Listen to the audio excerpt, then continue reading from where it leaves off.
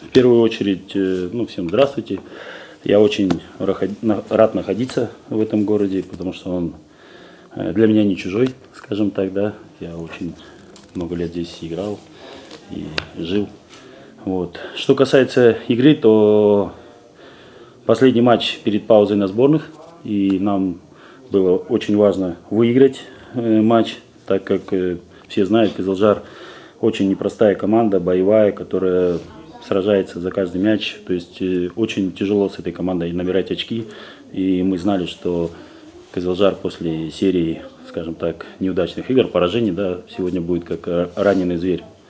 То, что мы увидели на поле. Поэтому я благодарен игрокам за самоотдачу, за то, что они делали на поле. То есть это их победа. Ну и поздравляю всех болельщиков Ардыбасы.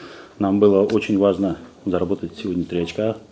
В принципе, чтобы уйти на перерыв с хорошим настроением и оставаться в гонке.